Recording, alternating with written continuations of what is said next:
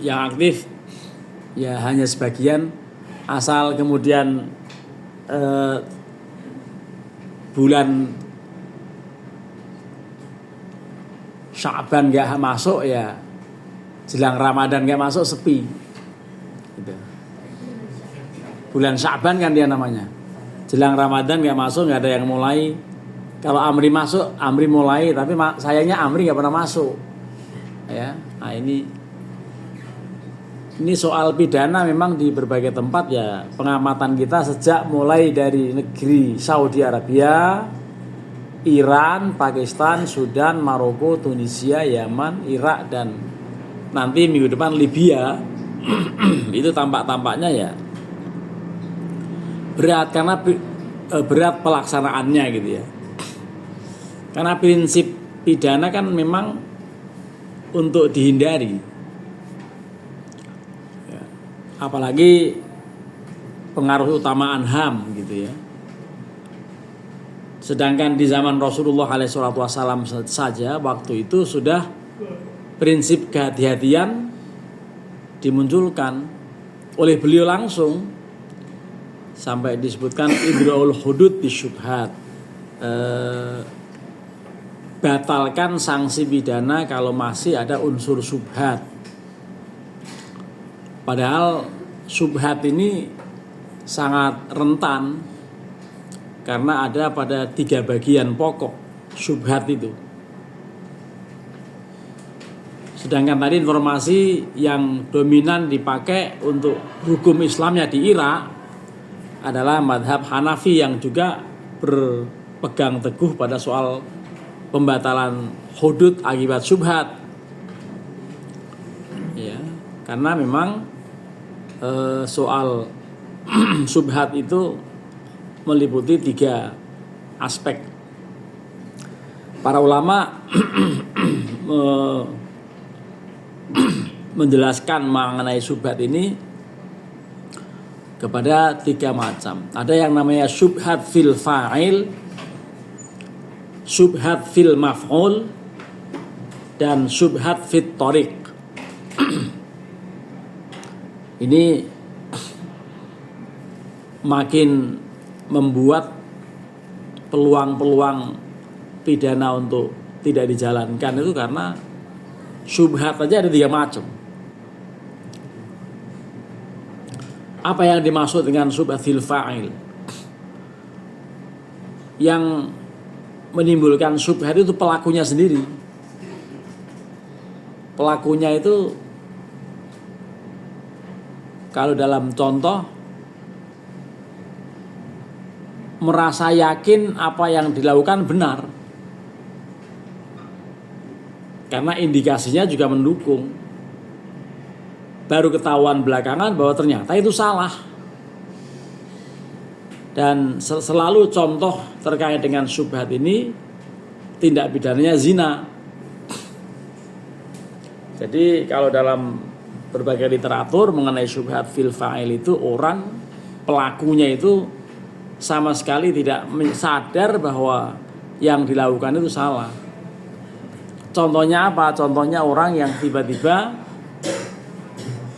ya mendapatkan seseorang di tempat tidurnya dalam suasana gelap, mati lampu, dikira istrinya, ternyata bukan. Walaupun ini agak mustahil ya untuk zaman sekarang, karena orang kan bukan hanya dari lampu, tapi dari aroma atau dari hal lain gitu ya. Tapi apapun, bahwa ini memang dicontohkan ketika seorang suami mendapatkan seorang wanita di di tempat tidurnya ya, tapi tetap saja akan diketawain oleh orang-orang yang sekarang ini ya. Contoh itu menjadi ditertawakan gitu. Tapi sangat bisa jadi memang pelaku betul-betul nggak mengerti, karena dia tunanetra, dijodohkan, sudah gitu pasangan saudara kembar. Contohnya antara Hasan dan Husain menikah dengan Ella dan Eli, tapi empat-empatnya tunanetra. Lah pada saat terjadi malam pertama itu ternyata salah pasangan, begitu. Itu tidak bisa dihukumi sebagai zina. Karena apa? Nggak ngerti, betul-betul nggak ngerti. Salah kamar. Gitu. Itu contoh itu seperti mengada-ada, tapi ini menunjukkan bahwa pada diri pelaku betul-betul nggak sadar, sehingga syubhat itu timbul dan tidak boleh diberikan sanksi. Itu satu. Yang kedua, syubhat fil maf'ul. Objeknya memang samar. Contohnya apa? Contohnya seorang suami yang tetap menyetubuhi istri yang sedang menstruasi. Itu tidak bisa dihukum zina. Kenapa? Karena memang istrinya. Tapi tidak boleh dianggap halal. Karena apa? Karena dilarang. Pada saat mens tidak boleh mendekatinya. Wala taqrabuhunna hatta yadhurna. Jangan kalian dekati istri pada saat dia masih menstruasi dan belum bersih, belum mandi gitu. Itu syubhat fil maf'ul. Objeknya itu dianggap syubhat. Ini juga yang membuat pidana itu menjadi betul-betul harus hati-hati. Terlebih lagi yang terakhir yang namanya syubhat fit thoriq. Jalannya itu, jalan untuk istinbat hukum, jalan untuk menyimpulkan satu hukum itu ada syubhat. Kenapa ada syubhat? Karena ulama tidak sepakat. Satu, mendefinisikan zina itu adalah harus antara orang yang masih hidup, sehingga madhab lain yang mengatakan tidak harus yang masih hidup itu mencakup penyakit nekrofilia. Orang yang cenderung tertarik dengan mayat, menggali kuburan, disetubuhi, itu pelaku tidak bisa dihukum zina, tapi tentu dihukumnya malah penyertaan atau delnaming atau penggabungan tindak pidana. Karena yang pertama-tama kalau pasal KUHP sudah nggak boleh itu mayat digali untuk disetubuhi, itu betul-betul pelanggaran. Nah, di luar itu tidak sampai pada menggali makam, tapi ada kasus tertentu orang yang tidak mau di rolling ketika tugas di rumah sakit di bagian kamar jenazah. Ketika ada jenazah yang kira-kira masih menggairahkan gitu, kemudian dilakukan persetubuhan pada jenazah tertentu, ini penyakit, ya. Itu kayak begitu. Itu bagi yang mengatakan zina harus dengan pasangan hidup, bukan zina, dia tidak bisa dihukum zina karena harus hayyin fi farji imroatin hayatin gitu, pada vagina wanita yang masih hidup. Lah ini udah mati gitu. Antara lain definisi itu kemudian menjadi perdebatan antar para ulama, sehingga dengan adanya perdebatan, adanya ikhtilaf pendapat satu dengan yang lain, itu memunculkan rasa atau memunculkan syubhat, menimbulkan syubhat. Itulah yang disebutkan dengan syubhat fit thoriq. Maksudnya adalah berbentuk atau berupa perbedaan pendapat para ulama. Ketika madhab Maliki menyebutkan bahwa pernikahan itu tidak harus dicatat, yang penting nanti ada upaya untuk mempublikasikan, memviralkan atau mengiklankan gitu, maka tidak harus disaksikan, nggak apa-apa, tanpa saksi. Madhab Syafi'i mengatakan ya nggak apa-apa, nggak usah pakai mahar, yang penting sepakat atau ngutang dulu sementara, sehingga ada kasus orang menikah tanpa mahar, tanpa saksi. Tanpa mahar ngikuti pendapat siapa? Imam Syafi'i, tanpa saksi ngikuti pendapat Imam Malik, yang penting nanti dipublikasikan, lalu malah tanpa wali ngikuti pendapat Abu Hanifah karena yang dinikahi janda. Ini didasarkan atas hadis yang menyebutkan bahwa as-sayyibu ahaqqu binafsiha min waliyiha. Janda itu lebih berhak untuk menikahkan dirinya dibandingkan dengan walinya. Ini ikhtilaf pendapat ulama itu yang kemudian memunculkan syubhat, akhirnya pidana terpaksa kemudian, atau bukan terpaksa, harus dibatalkan. Belum lagi nanti kalau dikaitkan dengan unsur-unsur pidana, pemidanaan, yang ada unsur formil, unsur moral, unsur material, atau yang dikenal dengan ar-ruknus syar'i, ar-ruknul madi, dan ar-ruknul adabi, itu harus perhatian betul. Unsur formilnya adalah asas legalitas. Ada nggak undang-undang yang mengaturnya? Kalau nggak ada, nggak bisa orang dihukum. Gitu.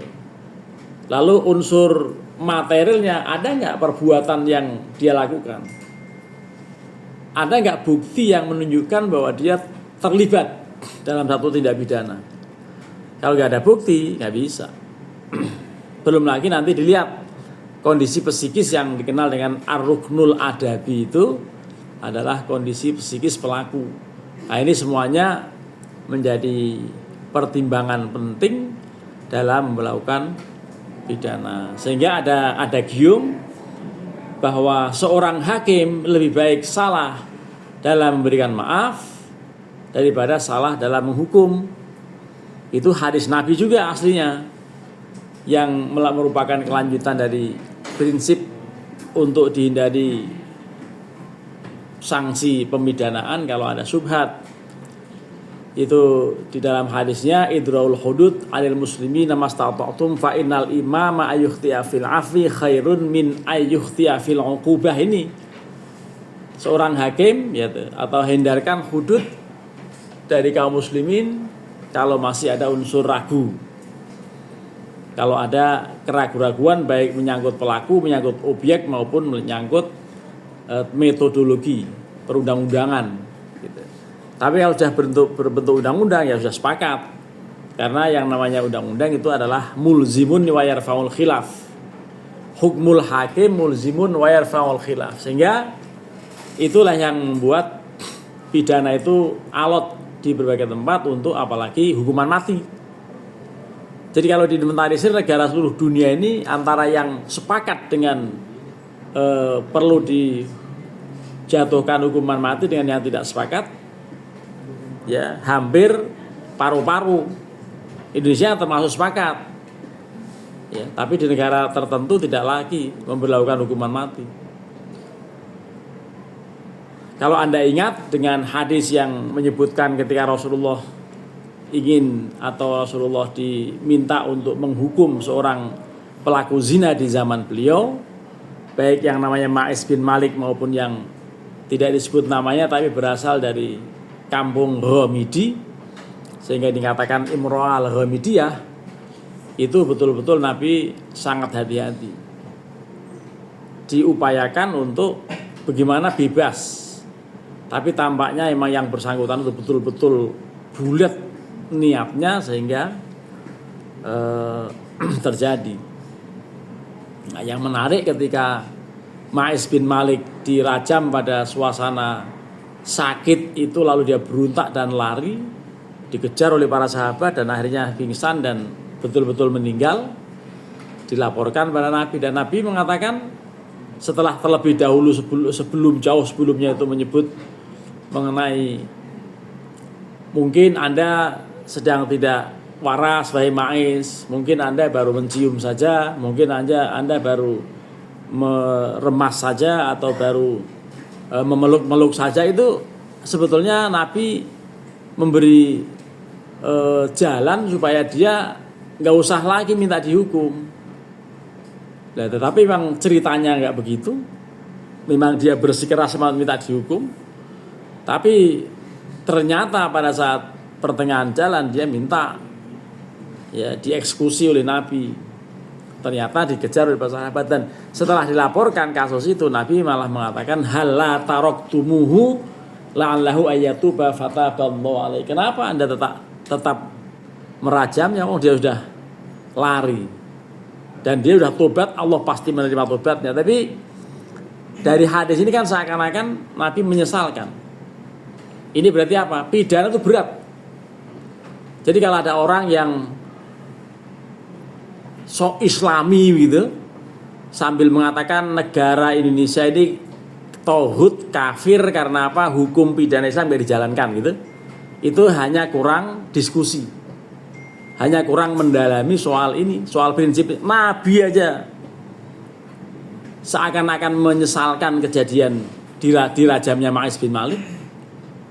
Itu kan berarti menunjukkan Nabi kalau bisa jangan dihukum, jangan minta dihukum gitu. Sampai 4 kali, sampai dikatakan abika junun ya Ma'is, la'alaka ghamasta wa lamasta wa qabalta dan seterusnya. Ini artinya apa? Berarti memang pidana itu berat. Saking beratnya kita nggak pernah menemukan ada nggak video orang dipancung yang jelas-jelas valid? Nggak mungkin. Ya, sedangkan Al-Quran menyebut itu wal yashhad adzabahuma ta'ifatum minal mu'minin. Hendaklah eksekusi hukuman mati atau hukuman rajam itu, hukuman cambuk, disaksikan oleh sekelompok orang mukmin. Ini kan berarti ada masalah. Karena pidana itu nestapa, pidana itu nyawa. Sehingga kalau tidak dijalankan di berbagai tempat, termasuk di Indonesia, walaupun ada prodi hukum pidana Islam, ya itu Anda harus ikut bisa menjelaskan soal ini. Ya, ketika ada orang yang protes, ketika ada orang yang menganggap Indonesia ini kafir, dolim, fasik gitu, kan memang ada ayat gitu.